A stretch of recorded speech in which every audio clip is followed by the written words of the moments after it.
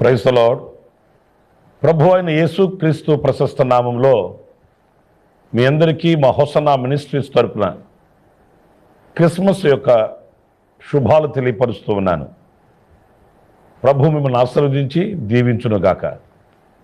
ప్రియులారా, ఈ రోజున ప్రపంచంలో నలుదిశల ఎక్కడికి వెళ్ళినా కూడా ఈ క్రిస్మస్ యొక్క ఆనందం, సంతోషం మనకు కనబడుతుంది, వినబడుతుంది.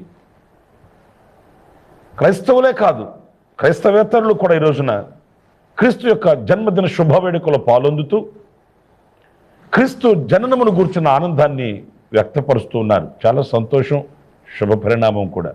ఎందుకంటే యేసుక్రీస్తు ఒక కులానికి, ఒక మతానికి మాత్రమే దేవుడు కాదు. యేసుక్రీస్తు అందరికీ ప్రభువు అని వాక్యం స్పష్టం చేస్తుంది. అంచేత ఈ రోజున నలుదిశల ప్రపంచంలో కులము, మతము, వర్గము, పేద ధనిక అనే భేదము లేకుండా ఈ క్రిస్మస్ యొక్క సంబరాలలో దేవునిని మహిమపరచడం ఇది మనందరికీ కూడా సంతోషదాయకం.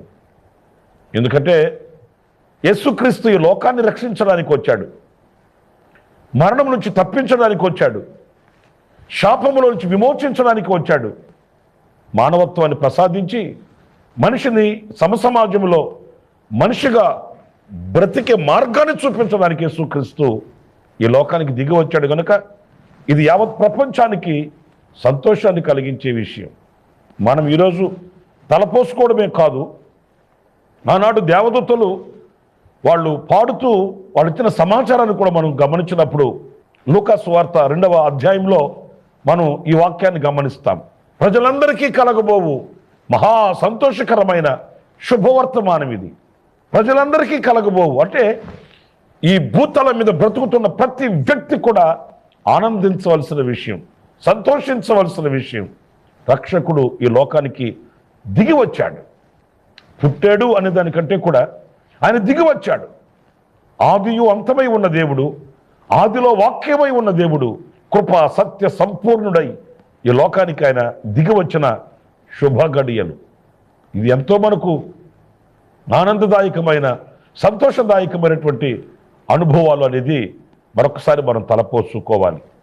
అయితే ఇందులో ఓ చిన్న చరిత్ర నేను మీకు జ్ఞాపకం చేయాలని కోరుకుంటున్నాను.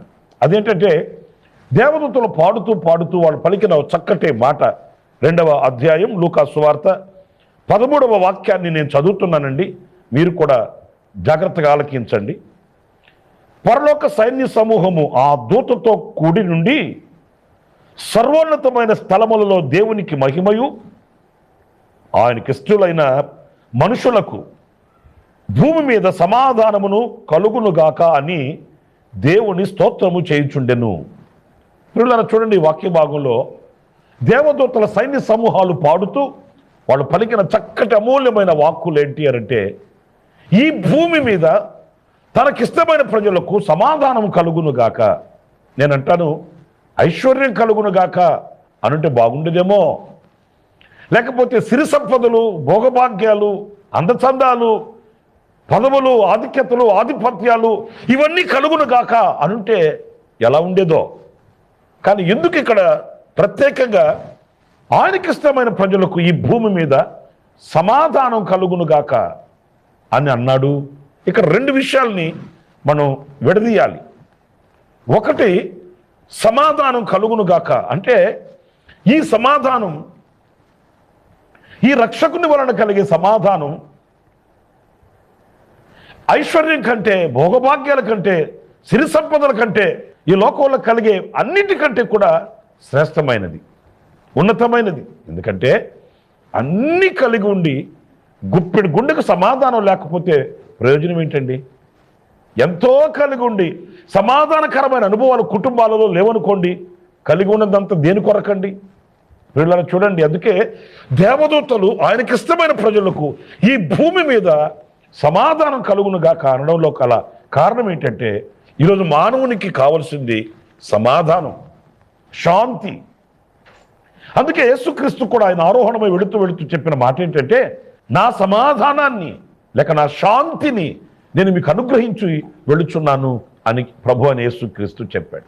ఈ రోజున ప్రియ సహోదరులారా, మనిషి సమాధానం కోల్పోయాడు, శాంతిగా బ్రతకలేకపోతున్నాడు.